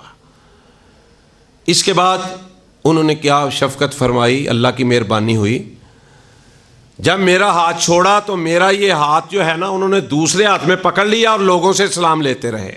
میرے دوست حیران رہ گئے، پاس کھڑے تھے گجرانوالہ کے 2-3 حضرات، میری آنکھوں میں آنسو آ گئے۔ میں نے کہا اللہ یہ تیری کو رحمت ہے، یہ تیری طرف سے کوئی خاص مہربانی ہے۔ تو میں عرض کر رہا تھا یہ عزت و ذلت اللہ کے ہاتھ میں ہے، حسد کرنے والوں کو کچھ نہیں کبھی ملا نہ ملے گا قیامت تک آنے والوں کے لیے۔ پھر مدینے کے اندر میرے دوست مولانا عتیق گجر میرے ساتھ تھے، ان کی بھی داڑھی مبارک بڑی خوبصورت ہے، اور مدینے میں ایک نہیں لاکھوں لوگ داڑھی والے ہوتے ہیں، بڑے بڑے عالم فاضل، بڑے بڑے شیخ الحدیث۔ کائنات کے رب کی قسم ایک عربی آتا ہے، آ کے سلام لے کے میری داڑھی کو چومنا شروع کر دیتا ہے۔ اس مالک کی مہربانی ہے، کسی کا کوئی اس میں اختیار نہیں ہے۔ پھر اپنی بات کو سمیٹتے ہوئے، یہ ابھی 1 مہینہ پہلے میرے گجرانوالے کے علماء کرام میرے ارد گرد موجود تھے 2 4 5 گوندلا والا کے قبرستان میں۔ ہم حکیم مسلم صاحب کا جنازہ پڑھا، ان کو دفن کر رہے تھے لوگ، بہت نیک آدمی تھے، اللہ انہیں جنت نصیب کرے۔ لوگ بڑی تعداد میں دفن کے وقت موجود تھے وہاں پر قبرستان کے اندر۔ ایک صاحب آئے، آ کے مجھے السلام علیکم لے کے کہتے ہیں آپ داڑھی کو کیا لگاتے ہیں؟ میں نے کہا کچھ بھی نہیں۔ کہتے ہیں میں سب کی داڑھیوں کو دیکھ کے آیا ہوں، مجھے آپ کی داڑھی بہت اچھی لگی ہے، آپ کیا لگاتے ہیں؟ میں نے کہا جی میں کچھ بھی نہیں لگاتا۔ یہ اللہ کے دین کی برکتیں ہیں اور اخلاص کی برکتیں ہیں۔ تو میں بات یہ کر رہا تھا کہ نبی علیہ الصلوۃ والسلام اپنے یاروں کی، جو صحابہ تھے ان کی عزت کیا کرتے تھے، قدر کیا کرتے تھے۔ ایک صحابی کو بلایا نبی علیہ الصلوۃ والسلام نے، فرمایا مجھے قرآن سناؤ۔ وہ حیران ہو گیا، عرض کی اللہ کے رسول صلی اللہ علیہ وسلم قرآن آپ پر نازل ہوا ہے اور میں خادم آپ کو قرآن سناؤ؟ اللہ کے رسول صلی اللہ علیہ وسلم اللہ کی طرف سے ہدایت پر عمل کرتے ہوئے اس کی حوصلہ افزائی فرما رہے تھے۔ نبی علیہ الصلوۃ والسلام نے فرمایا میں نہیں کہہ رہا، اللہ کے نے حکم دیا آسمانوں سے کہ میں تجھ سے قرآن سنوں۔ ذرا آپ اندازہ کریں اس اللہ کے بندے کی قسمت کے کیا کہنے ہیں کہ آسمان سے حکم ہو رہا ہے کہ اے محمد صلی اللہ علیہ وسلم اس سے قرآن سنیں۔ کتنی عزت ہے، کتنا عظمت ہے اس کے اندر کہ نبی علیہ الصلوۃ والسلام کی اطاعت کی جائے اور پیارے مالک کی عبادت کی جائے۔ یہ اس کا صلہ ہے۔ حضرت ابو بکر کا نام ابو بکر تھا، صدیق کا لقب کیوں ملا؟ اللہ کی اطاعت کرنے پہ، نبی علیہ الصلوۃ والسلام کی فرما برداری کرنے پہ۔ جب نبی علیہ الصلوۃ والسلام معراج پہ گئے، اللہ اکبر، واپس آئے، بتایا دشمنوں کو کہ میں راتوں رات 7 آسمانوں کی سیر کر کے آیا ہوں، جنت بھی دیکھی، جہنم بھی دیکھی۔ دشمن جو تھے وہ بڑے حیران ہوئے، وہ مذاق کرنے لگ گئے۔ استغفر اللہ، نبی علیہ الصلوۃ والسلام کو ان کی قسمت بری تھی نا، ورنہ جن کی قسمت اچھی تھی انہوں تو نبی علیہ الصلوۃ والسلام کو دور سے دیکھا، کہا یہ چہرہ سچا ہے، یہ جھوٹا ہو ہی نہیں سکتا۔ لا الہ الا اللہ محمد رسول اللہ پڑھ کے نبی علیہ الصلوۃ والسلام کی فوج میں شامل ہو گیا۔ ابو ذر غفاری ایک صحابی تھے، وہ 1 مہینہ بیت اللہ کے اندر رہے، نبی علیہ الصلوۃ والسلام سے ملاقات کا شوق لینے کے لیے آئے تھے، اور مکے کے اندر دفعہ 144 لگی ہوئی تھی۔ دفعہ 144 کا مطلب یہ تھا کہ جو بھی کائنات کے امام جناب محمد رسول اللہ صلی اللہ علیہ وسلم کا نام لیتا تھا نا، اسے دشمن اسلام کے جو تھے، جو اللہ اور اللہ کے نبی کے دشمن تھے، وہ بہت زیادہ مارتے تھے، اتنا مارتے تھے کہ شکل نہیں پہچانی جاتی تھی انسان کی، اتنا تشدد کرتے تھے وہ بے ایمان۔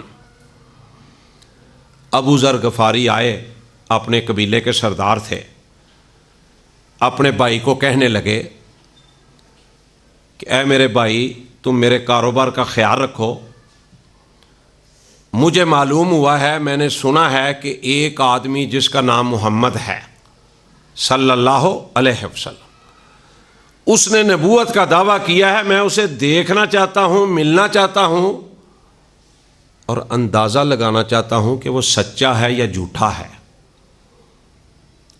بھائی نے کاروبار سنبھالا، یہ مکے میں آ گیا، بیت اللہ میں رہنے لگے، دن بھی اور راتیں بھی، اور ڈرتے ہوئے کسی سے پوچھتے نہیں تھے کہ میں نے محمد صلی اللہ علیہ وسلم کو ملنا ہے۔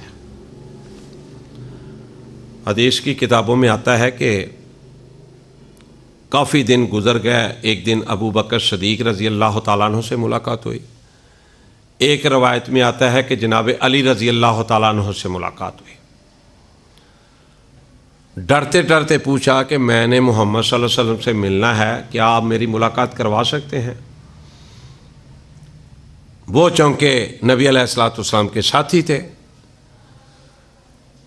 انہوں نے کہا چپ کر، جو کسی اور کو نہ کہنا، ہمارے پیچھے پیچھے آ جاؤ، ہم تمہاری ملاقات نبی علیہ الصلوۃ والسلام سے کروا دیتے ہیں۔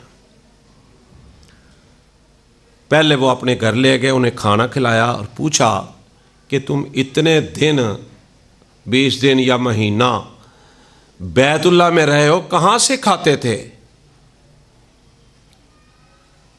تو فرمانے لگے کہ میں جب بھوک لگتی تھی زمزم پی لیتا تھا، بھوک ختم ہو جاتی تھی، جب پیاس لگتی تھی زمزم پی لیتا تھا، پیاس ختم ہو جاتی تھی۔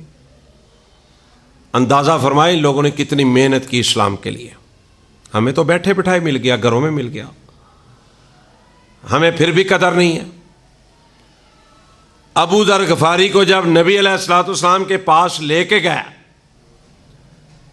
تفسیر ابن کثیر کے اندر بھی لکھا ہے، فی ظلال قرآن کے اندر بھی لکھا ہے کہ جب لے کے گئے، ابھی نبی علیہ الصلوۃ والسلام دور تھے، چہرے مبارک پر نظر پڑی، ابو ذر غفاری بول اٹھے کہ یہ چہرہ سچا ہے، یہ جھوٹا ہو ہی نہیں سکتا۔ گئے نبی علیہ الصلوۃ والسلام کے قدموں میں بیٹھے، عرض کی اللہ کے رسول صلی اللہ علیہ وسلم مجھے کلمہ پڑھا کے مسلمان کر لیں۔ اور جب مسلمان ہوئے نا، اگلی بات بھی سننے والی ہے، اندر اسلام کا اتنا جذبہ پیدا ہوا، نبی علیہ الصلوۃ والسلام کی اتنی محبت پیدا ہوئی کہ اللہ کے رسول صلی اللہ علیہ وسلم سے عرض کیا ہے اللہ کے رسول، کلمہ تو میں نے پڑھ لیا ہے، میں اللہ پر بھی ایمان لے آیا ہوں، آپ پر بھی ایمان لے آیا ہوں، اب مجھے آپ اجازت دیں کہ میں مکے کے چوک میں کھڑا ہو کے اعلان کر دوں کہ ابو ذر غفاری مسلمان ہو گیا ہے۔ نبی علیہ الصلوۃ والسلام نے نا پیار محبت سے ایک دو دفعہ روکا، لیکن اس کے اندر بہت زیادہ ان کے اندر تقویٰ پرہیزگاری آ چکی تھی، محبت آ چکی تھی، محبت کے ساتھ ضد کی تھوڑی سی نبی علیہ الصلوۃ والسلام کے سامنے۔ اور ابو ذر غفاری اتنے خوبصورت تھے کہ جب ان کا کوئی چہرہ دیکھتا تھا نا تو ایسے لگتا تھا جیسے انار کو چیرا جائے نا، کاٹا جائے، اس کے اندر دانے ہوتے ہیں سرخ سرخ، اس طرح چہرہ تھا ابو ذر غفاری رضی اللہ تعالیٰ عنہ کو، اتنے خوبصورت تھے۔ نبی علیہ الصلوۃ والسلام نے کہا ٹھیک ہے، تمہیں شوق ہے، جاؤ جا کے شوق پورا کر لو۔ مکے کے چوک میں آئے، آ کے لا الہ الا اللہ کا اعلان کیا، لوگوں کو بتلایا کہ ابو ذر غفاری مسلمان ہو گیا ہے، ابو ذر غفاری محمد رسول اللہ صلی اللہ علیہ وسلم کا غلام بن گیا ہے۔ حدیث کی کتابیں اٹھا کے دیکھو، اتنا تشدد کیا گیا ان پر کہ وہ جو انار کے دانوں جیسا رنگ تھا ان کے چہرے کا، ابو ذر غفاری پہچانے نہیں جاتے تھے، اتنی مار پڑی۔ لوگ اٹھا کے لے کے گئے نبی علیہ الصلوۃ والسلام کے بعد تھوڑی دیر بعد ہوش آیا، پھر اجازت چاہی کہ مجھے اجازت دے، میں پھر اعلان کرنا چاہتا ہوں۔ ہمارے دلوں میں بھی کاش ایسی محبت اللہ اور اللہ کے رسول کی آ جائے تو ہم سچے پکے مسلمان بن جائیں اور اللہ کی برکتوں کا نزول ہونا اور شروع ہو جائے۔ تو میں بات یہ کر رہا تھا کہ حضرت ابو بکر کو صدیق کا لقب کیوں ملا؟ جب نبی علیہ الصلوۃ والسلام آئے، معراج سے واپس آئے، راتوں رات اللہ نے آسمانوں کی سیر کروائی، جنت کے نظارے دیکھے اور جہنم کے انگارے بھی دیکھے، تو یہ جو ابو جال لوگ تھے نا، دشمن نبی علیہ الصلوۃ والسلام کے، یہ بڑے خوش ہوئے۔ انہوں نے خیال کیا کہ ہمیں تو اب موقع مل گیا ہے، ہم تو پہلے ہی نبی علیہ الصلوۃ والسلام کے مخالف تھے، اب جو بھی یہ سنے گا وہ نبی علیہ الصلوۃ والسلام سے علیحدہ ہو جائے گا۔ لیکن انہیں نہیں پتا تھا کہ نبی علیہ الصلوۃ والسلام کی ذات کتنی مقدس ہے، کتنی پاک ہے، کتنی اعلیٰ ہے، کتنی بہترین ہے، کتنی شان والی ہے، یہ ان بیوقوفوں کو معلوم نہ تھا۔ سیدھے گئے جلدی جلدی نہ حضرت ابو بکر صدیق کی طرف رضی اللہ تعالیٰ عنہ۔ ابھی صدیق کا لقب نہیں ملا، اب گئے تو حضرت ابو بکر صدیق آ رہے تھے نبی علیہ الصلوۃ والسلام کی طرف۔ تھوڑی آبادی ہوتی تھی، چھوٹا سا وہ علاقہ ہوتا تھا اس وقت۔ راستے میں ملاقات ہوئی، ابو بکر نے پوچھا، ابو جال کیسے آئے ہو، کہاں جا رہے ہو؟ کہتا ہے میں ابو بکر آپ کی طرف جا رہا تھا۔ خیریت ہے؟ بتاؤ کیا بات ہے؟ بڑے نا جوش سے کہنے لگا کہ ایک شخص کہتا ہے، نام نہیں لیا، کہ میں راتوں رات جنت کی سیر کر کے آیا ہوں، جہنم کی سیر جہنم کو دیکھا ہے، ساتوں آسمانوں کی سیر کر کے آیا ہوں، کیا یہ صحیح ہو سکتا ہے؟ بڑے تعجب کا اظہار کیا انہوں نے۔ حضرت ابو بکر صدیق رضی اللہ تعالیٰ عنہ کو ابھی صدیق کا لقب نہیں ملا، کوئی اور بات نہیں کی، پوچھا یہ بتلاؤ یہ بات کی کس نے ہے؟ آپ بھی یہ سبق یاد رکھیں، جب اللہ اور اللہ کے رسول کی بات آ جائے پھر کسی کی بات کو اہمیت نہیں دینی۔ احترام اپنی جگہ، عزت اپنی جگہ، پیار اپنی جگہ، محبت اپنی جگہ، لیکن جب دین کی بات ہوگی، اللہ کی بات اور اللہ کے رسول صلی اللہ علیہ وسلم کی بات حرف آخر ہے، اس میں جو ملاوٹ کرے گا، جو اضافہ کرے گا، جو کمی کرے گا، وہ اللہ کا مجرم ہے۔ حضرت ابو بکر نے یہ نہیں پوچھا، یہ نہیں کہا یار بات تو تعجب کی لگتی ہے، ماننے والی تو نہیں لگتی، فوراً سوال کیا کہ یہ بتلاؤ کہ یہ بات تجھے کس نے بتلائی ہے؟ ابو جال نے بڑا سینہ تان کے کہا، بڑا خوش ہو کے کہا، ان کا خیال تھا اب ہماری جیت کا امکان ہے، ابو بکر بھی ساتھ چھوڑ جائیں گے نبی علیہ الصلوۃ والسلام کا، ان کا یہ خیال تھا۔ جب ابو بکر صدیق نے سوال کیا تو ابو جال کہتا ہے یہ تیرے یار محمد نے کہا ہے صلی اللہ علیہ وسلم۔ اب ذرا غور کیجئے گا، کوئی ہمارے جیسا ہوتا تو کہتا اچھا پتہ کر لیتے ہیں، دیکھ لیتے ہیں، پوچھ لیتے ہیں، نہیں کہا۔ ایمان کی حالت دیکھو، ایمان کی کیفیت دیکھو، ایمان کی مضبوطی دیکھو، اللہ اور اللہ کے رسول سے تعلق دیکھو۔ فرمایا یہ بات محمد نے کی ہے صلی اللہ علیہ وسلم؟ ابو جہل کہتا ہے ہاں تیرے یار محمد نے کی ہے صلی اللہ علیہ وسلم۔ میرے پیارے ابو بکر صدیق نے رضی اللہ تعالیٰ عنہ نے کیا جواب دیا، فرمایا کائنات کے رب کی قسم ہے، اگر یہ بات میرے پیر و مرشد، میرے رہبر اور رہنما جناب محمد رسول اللہ صلی اللہ علیہ وسلم نے کی ہے، اس بات میں رائی کے دانے برابر کا شک نہیں ہے۔ اتنی بڑی بات تھی، ابو بکر کہہ سکتے تھے کہ میں جا رہا ہوں، میں پوچھ لیتا ہوں، میں بات کی تسلی کر لیتا ہوں، پھر آپ اس کو بتلا دوں گا، لیکن نہیں کہا۔ کہا اگر یہ بات محمد رسول اللہ صلی اللہ علیہ وسلم نے کیا تو اس میں رائی کے دانے برابر بھی شک کوئی نہیں۔ آپ اندازہ کریں کیسا ایمان ہے، کیسی محبت ہے، اور اسی بات پہ انہیں صدیق کا لقب ملا تھا۔ اللہ نے قرآن کی آیات نازل فرما لی تھی کہ صدیق نے صداقت کا حق بیان کر دیا ہے۔ سچی بات سچ ہوتی ہے، جھوٹ جھوٹ ہوتا ہے۔ ہمارا ایمان اس طرح ہونا چاہیے کہ ہم اللہ اور اللہ کے رسول کے مقابلے میں کسی کی بات کو اہمیت نہ دیں۔ یہ یاد رکھیں، کامیابی کا راستہ ہے۔ وہ چاہے کوئی شیخ الحدیث بات کہے، کوئی میرے جیسا گناہگار کہے، جو بات اللہ اور اللہ کے رسول کی ہے اسے شکریہ کے ساتھ واپس لے لو اس سے، اور اس کا شکریہ ادا کرو۔ اور جو بات اللہ اور اللہ کے رسول کی نہیں ہے قرآن و حدیث کے اندر، اس بات کو لینے سے نقصان ہوگا، فائدہ نہیں ہوگا۔ اور لوگوں سے میں جمعے میں کہتا ہوتا ہوں، جو اپنے دوست بیٹھے ہوتے ہیں نا آگے، میرے بھائیوں مجھ سے بھی پوچھا کرو اور بھی مولویوں سے پوچھا کرو، یہ مسئلہ جو تم بیان کر رہے ہو یہ کہاں کہاں لکھا ہوا ہے۔ جب تم پوچھنا شروع کر دو گے تو غلط مسئلے بیان کرنے والے مولوی آٹومیٹکلی باز آ جائیں گے، اس میدان سے بھاگ جائیں گے۔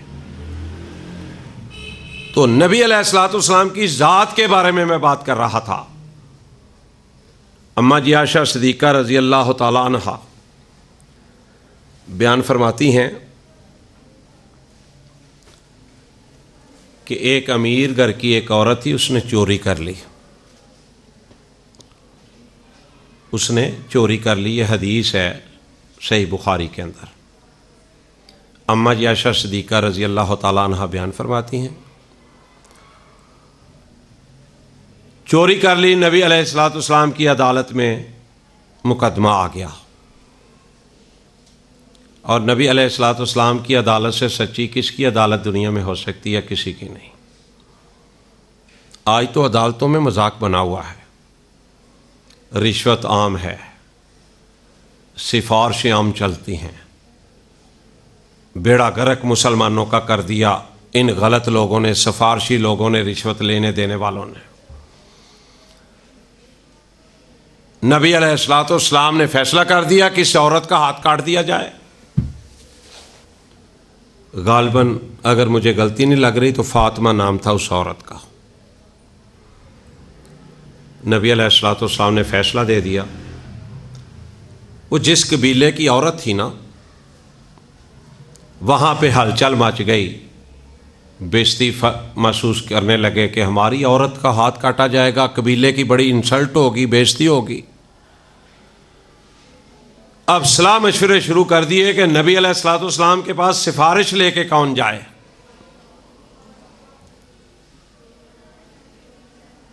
ایک صحابی رسول تھے، وہ بھی نبی علیہ الصلوۃ والسلام بڑا پیار کیا کرتے تھے، ان کا انتخاب کیا گیا کہ نبی علیہ الصلوۃ والسلام سے یہ بات کر لیں گے اور ہو سکتا ہے کوئی معافی کی گنجائش مل جائے۔ نبی علیہ الصلوۃ والسلام کے پاس جا کے جب انہوں نے یہ سفارش کی نا، تو نبی علیہ الصلوۃ والسلام کا چہرہ غصے سے سرخ ہو گیا، اور نبی علیہ الصلوۃ والسلام کہ چہرے جیسا کوئی چہرہ دنیا میں نہ تھا نہ ہوگا۔ اللہ کے رسول خوشی میں ہوتے تب بھی چہرہ مبارک بہترین خوبصورت، اور جب غصے میں ہوتے تب بھی خوبصورت، چہرہ سرخ ہو گیا۔ کیا فرمایا؟ تربیت کیا ہے، تعلیم کیا ہے نبی علیہ الصلوۃ والسلام کی؟ اما جی عائشہ صدیقہ فرماتی ہیں کہ نبی علیہ الصلوۃ والسلام کو جب سفارش کی گئی، نبی علیہ الصلوۃ والسلام نے فرمایا سن لو، اگر اس کی جگہ میری بیٹی فاطمہ بھی چوری کرتی تو محمد صلی اللہ علیہ وسلم اس کا بھی ہاتھ کاٹنے کا حکم دیتے ہیں۔ اور ساتھ کیا فرمایا؟ ساتھ فرمایا کہ پہلی امتوں کے لوگ اسی لیے ہلاک ہو گئے، برباد ہو گئے کہ کوئی پاورفل گرانے کا بندہ جرم کرتا تھا نا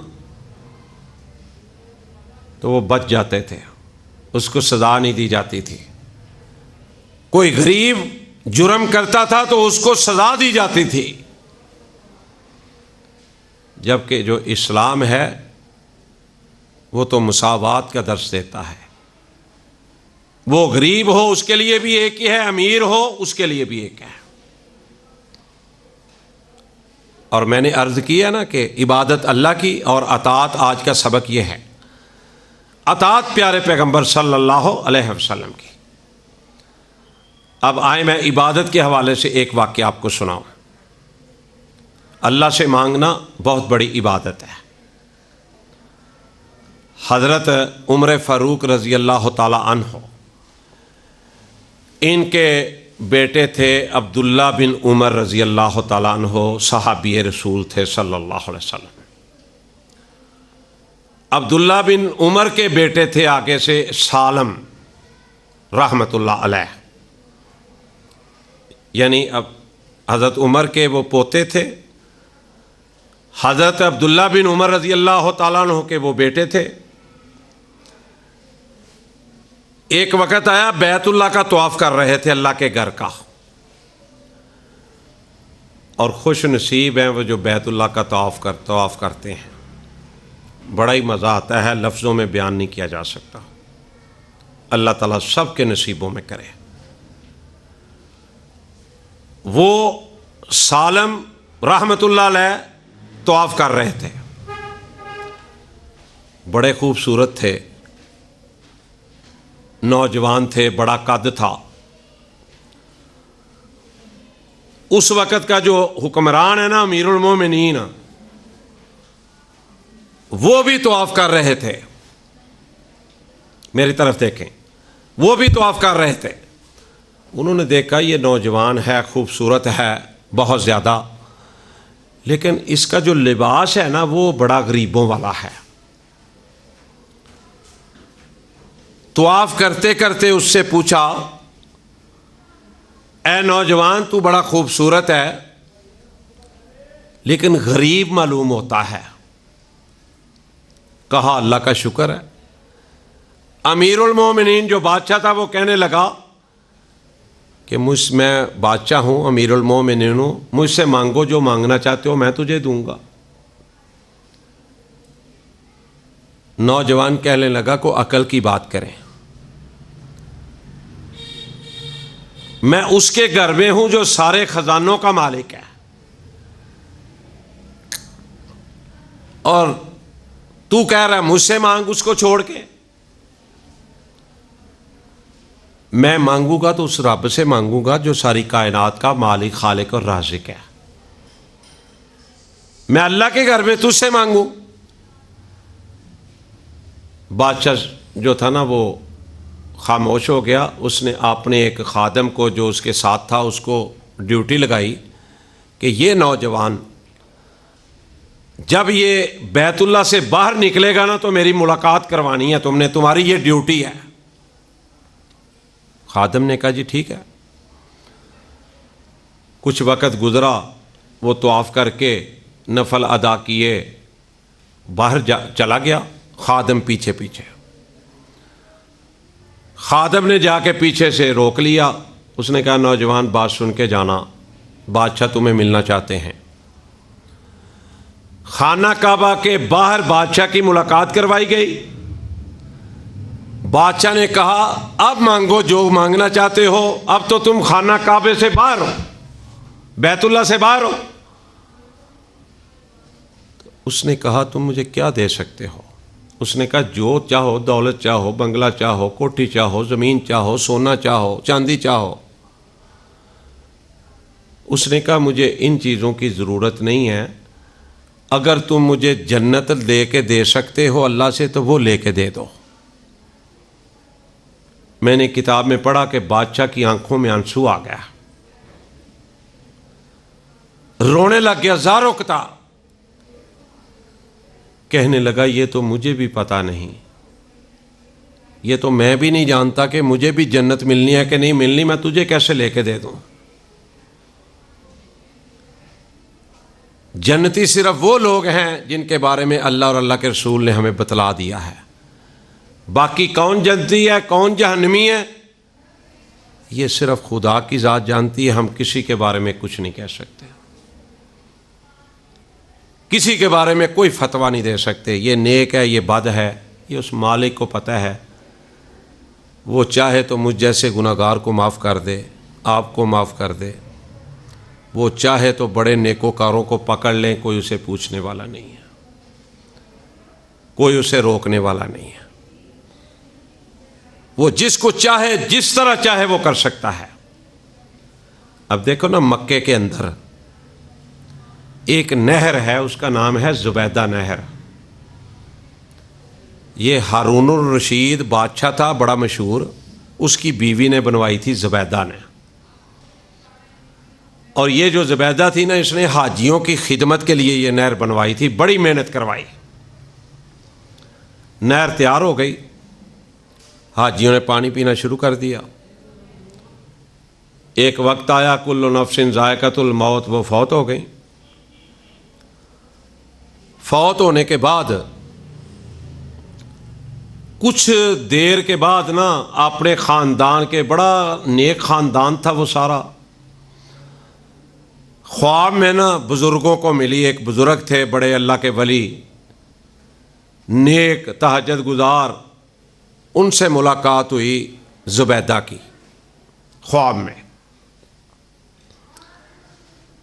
ملاقات ہوئی تو انہوں نے پوچھا سنا زبیدہ اللہ سے کیا معاملہ ہوا؟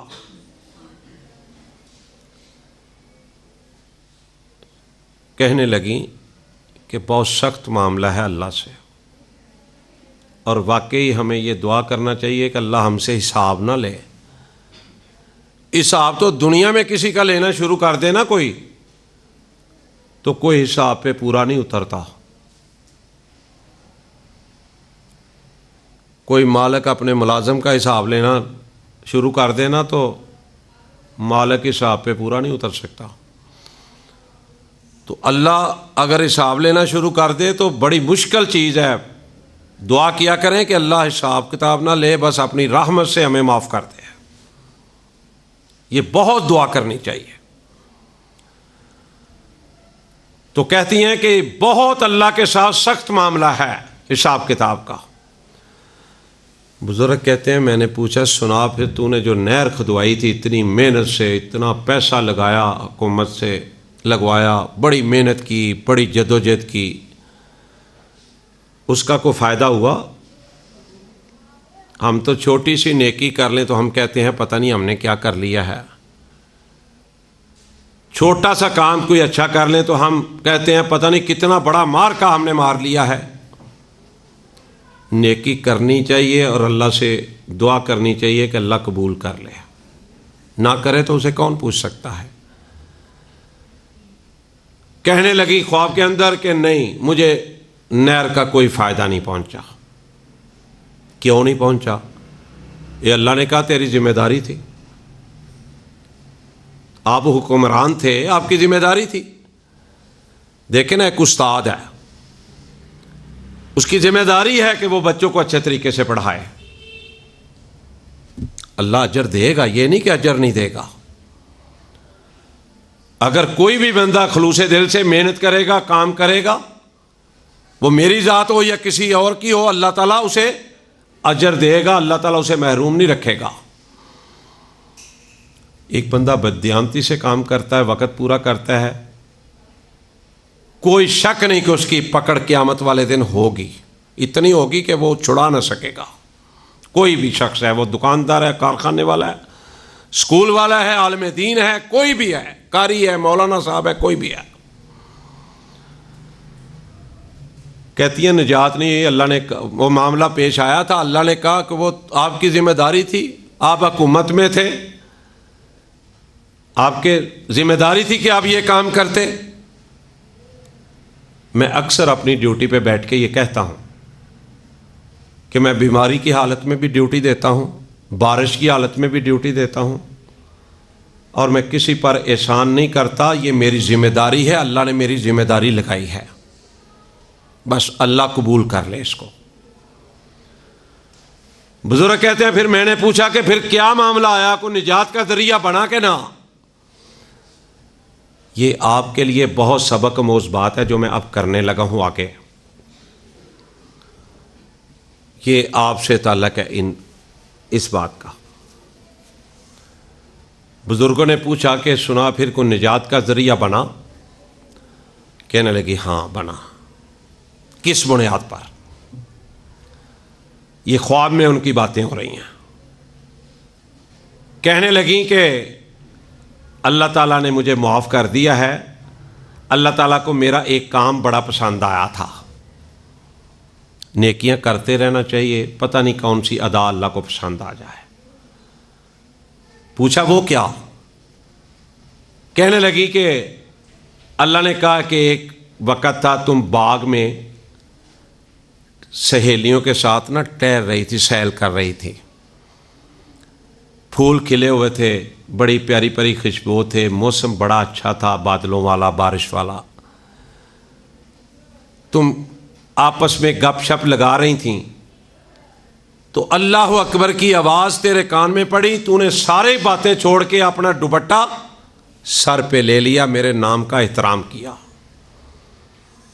دیکھیں بظاہر کتنی معمولی، ادھر نہر کی بہت بڑی کوشش، بڑی محنت، ادھر دوپٹہ سر پہ رکھا، اللہ کے نام کی لاج رکھی، عزت کی۔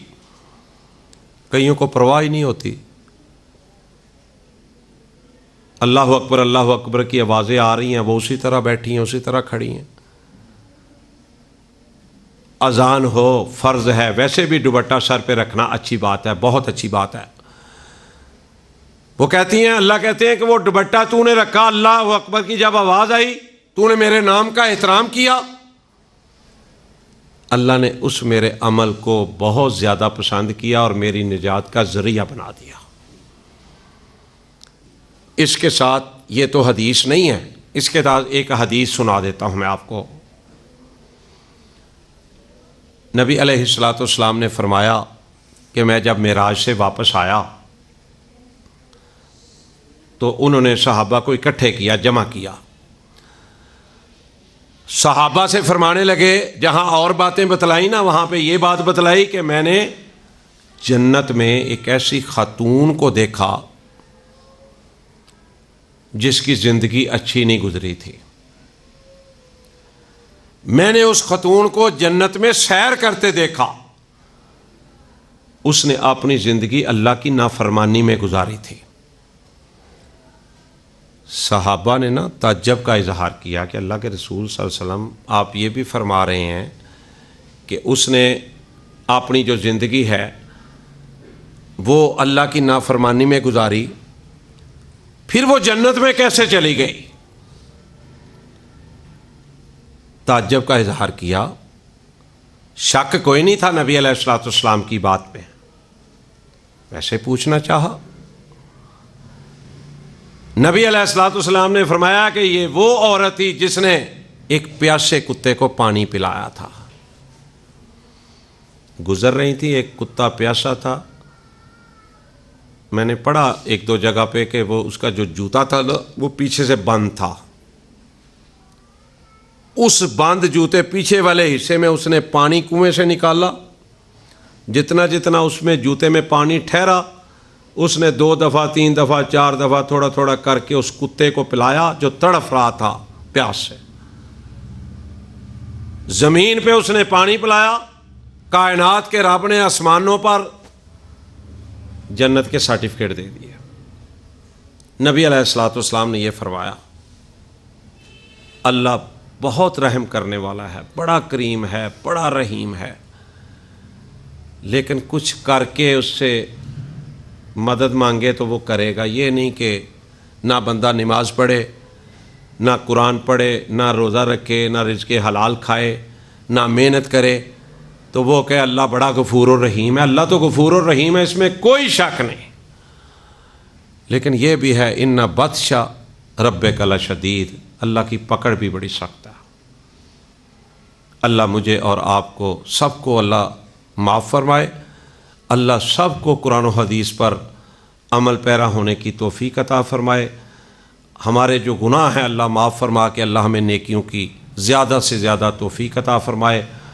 اللہ ہم پر اپنی رحمت کرے، اللہ فضل کرے، اللہ ہم پر کرم کرے۔ اللہ ہمارے والدین جن کے ہیں اللہ ان کو ہمیشہ سلامت رکھے، تندرست رکھے۔ جن کے والد یا والدہ دنیا سے چلی گئی ہیں اللہ انہیں جنت الفردوس میں اعلیٰ مقام عطا فرمائے۔ جتنے بھی مسلمان مومن دنیا سے چلے گئے ہیں، وہ میل ہیں، فیمیل ہیں، بوڑھے جوان جتنے بھی چلے گئے ہیں، میری گناہگار کی دعا ہے کہ اللہ تعالیٰ سب کی قبروں کو جنت الفردوس کا باغیچہ بنا دے، اللہ ان کو معاف فرما دے۔ اگر کسی قبر کے اندر کسی کے کوئی سزا مل رہی ہے، کوئی تکلیف ہے، تو ہم مالک سے ہمیں دعا کرنی چاہیے اللہ تجھے پوچھنے والا کوئی نہیں، کس نے پوچھنا ہے، گناہگاروں کو معاف کر دے۔ اور انشاءاللہ جس نے کلمہ توحید پر اپنی زندگی بسر کی ہے نا، توحید کے کلمے پہ کہ عبادت اللہ کی اور اطاعت پیارے پیغمبر صلی اللہ علیہ وسلم کی، جس نے اس پر زندگی بسر کر کے وہ اللہ کے پاس حاضر ہوا ہے، اسے موت آئی ہے، وہ دنیا سے چلا گیا ہے، انشاءاللہ اللہ اس کو کامیاب کرے گا، کامران کرے گا۔ یہ بات اپنے گھر والوں تک پہنچائیں، عزیزوں تک پہنچائیں، دوستوں تک پہنچائیں، ملنے والوں تک پہنچائیں کہ اللہ ایک ہے، اس کی عبادت کرنی ہے، اس کے علاوہ کسی کی عبادت جائز نہیں ہے، حرام ہے اللہ کے سوا کسی کی عبادت کرنی۔ نبی علیہ الصلوۃ والسلام کی اطاعت جو ہے وہ ہم پر فرض ہے، اسی پہ چل کے کامیابی کا راستہ ہے۔ اگر ہم وہ راستہ چھوڑ دیں گے تو جنت کی طرف نہیں جا سکیں گے۔ اللہ مجھے اور آپ کو عمل کی توفیق عطا فرمائے۔ سبحان ربک رب العزت عما یصفون وسلام علی المرسلین والحمد للہ رب العالمین۔